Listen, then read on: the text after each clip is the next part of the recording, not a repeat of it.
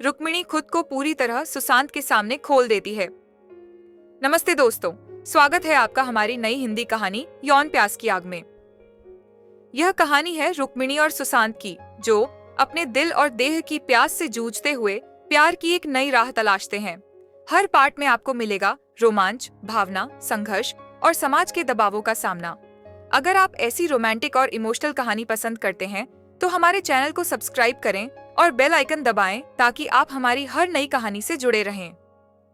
आइए शुरू करते हैं आज का पार्ट कहानी यौन प्यास की आग। पार्ट 3। पहली रात का रंग वो रात किसी और रात जैसी नहीं थी। रुक्मिणी के आंगन में चांदनी भी जैसे सजी संवरी सी लग रही थी। सुशांत अब तक अंदर आ चुका था, न सिर्फ घर के बल्कि रुक्मिणी के दिल और जिस्म के भी। रुक्मिणी ने दरवाजा बंद किया और उसकी पीठ दरवाजे से लग गई। सुशांत उसकी ओर बढ़ा।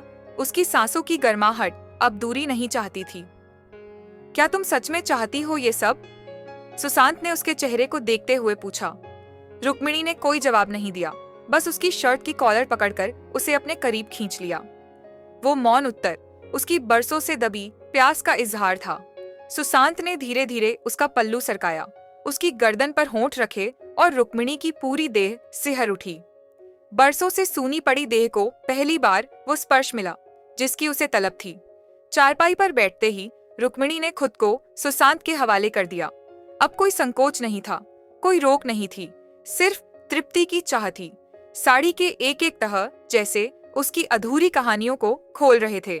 सुशांत की उंगलियां रुक्मिणी की पीठ पर चलती रहीं और होंठ उसके कंधों से होते हुए सीने तक पहुंच गए। रुक्मिणी के भीतर सुलग रही ज्वाला अब लपट बनकर बाहर निकल रही थी। उसने आंखें बंद कर लीं और एक लंबी सांस ली। सांसों में अब प्यास नहीं, सुकून घुल रहा था।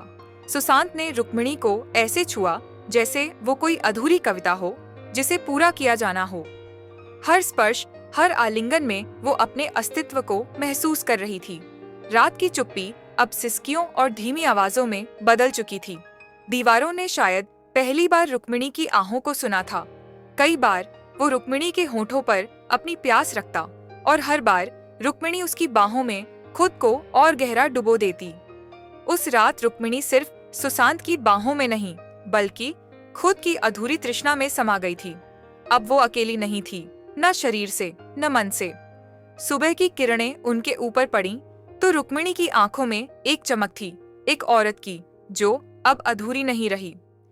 दोस्तों, अगले पाठ में जहां सुशांत और रुक्मिणी का संबंध गहराता है लेकिन गांव की निगाहें उन्हें घूरने लगती हैं।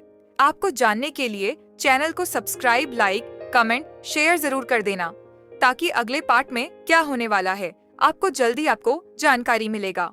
धन्यवाद।